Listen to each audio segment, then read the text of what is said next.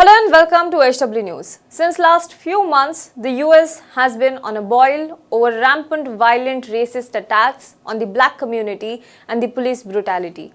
Even in the pandemic, people are hitting the streets in thousands and protesting against the death of George Floyd, standing in support of Jacob Blake, who was shot 7 times by Kenosha police but survived.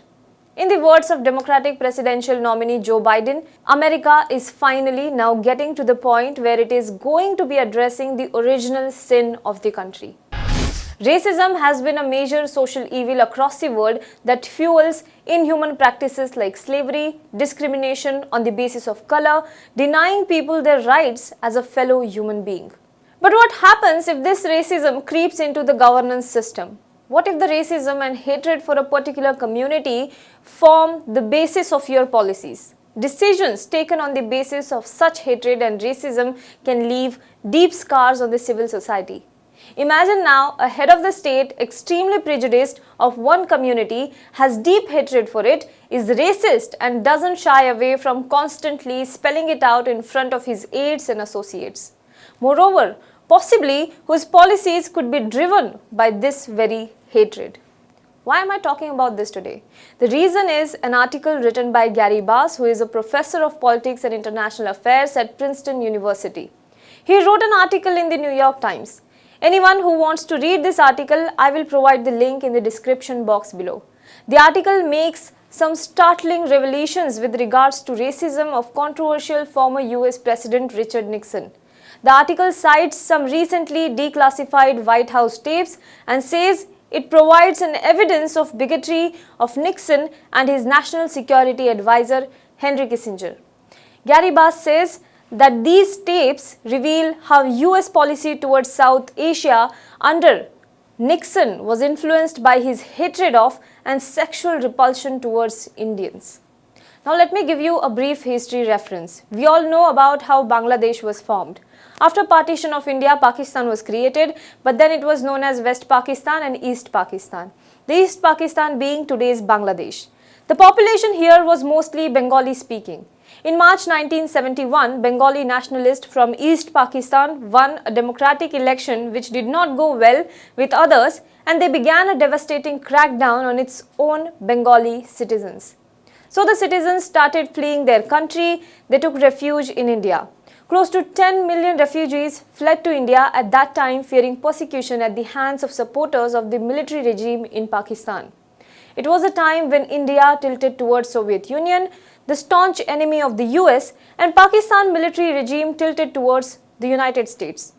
The crisis ended after a short war with Pakistan and creation of independent Bangladesh. Gary Bass accessed the White House tapes from this period by putting out a legal request, and after much wrangling, the Nixon archivist at last released a few unbleeped tapes in 2018 and 2019. He has shared few excerpts from the tapes, and they are so horrible to read as they are horrible to hear. Bass says in one of the tapes, Nixon had referred to Indian women and said that undoubtedly the most unattractive women in the world are the Indian women. Undoubtedly, he repeated with a venomous tone. He goes on with his rampant racism and misogyny and says the most sexless nothing these people. People say, what about the black Africans? Well, you can see something, the vitality there. They have a little animal-like charm, but God, these Indians, pathetic. This statement is not only offensive to Indians but also black Africans. Imagine a head of the state having this prejudiced mind. The next incident is from November 1971, when the then Prime Minister of India, who came to be known as Iron Lady Indira Gandhi, was in US to meet American President. Nixon asks Kissinger, "To me, they turn me off. How the hell do they turn other people on, Henry? Tell me." Gary Bass further says that the president, in between the bitter sparring matches with Indira Gandhi about the danger of war with Pakistan, also suggested to Kissinger that his own sexual neurosis were having an impact on foreign policy. He says, "They turn me off. They are repulsive and it is just easy to be tough with them." A few days later, Nixon was in the middle of a discussion about India-Pakistan tensions with Kissinger and Secretary of State William Rogers. After Rogers mentioned reprimanding Indira Gandhi, Nixon said, "I don't know how they reproduce." Kissinger has meanwhile portrayed himself as above the racism of the Nixon's White House, but the tapes show him joining in the bigotry, though the tapes cannot determine whether he truly shared the president's prejudices or was just pandering to him. Now that is what Gary Bass says in his article.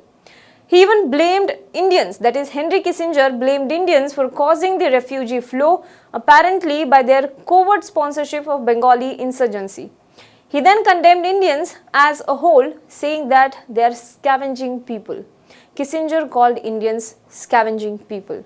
Another incident that he shared in his article is this. Kenneth B. Keating, who was then the US ambassador to India, had confronted Nixon and Kissinger, calling Pakistan's crackdown almost entirely a matter of genocide.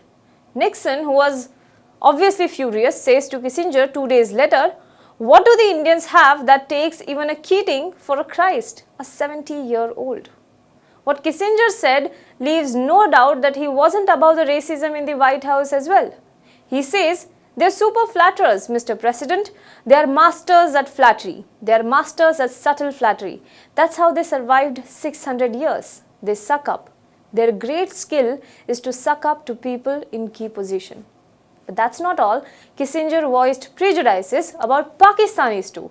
Pakistan, who was backing the US. He says, "Pakistanis are fine people, but they are primitive in their mental structure. They just don't have the subtlety of the Indians." Gary Bass says these emotional displays of prejudice help to explain a foreign policy debacle. Nixon and Kissinger's policies towards South Asia in 1971 were not just a moral disaster, but a strategic fiasco on their own Cold War terms. The article serves as an important link since the US has always said that to counter Soviet, they wanted China as an ally, and for that, they were supporting Pakistan, which was very close to China. But now we know that it wasn't the only reason why US supported Pakistan in 1971. It was coupled with hatred, misogyny, and racism for Indians. Do let us know what you think in the comment box below. For more news and updates, you can log on to www.hwnews.in.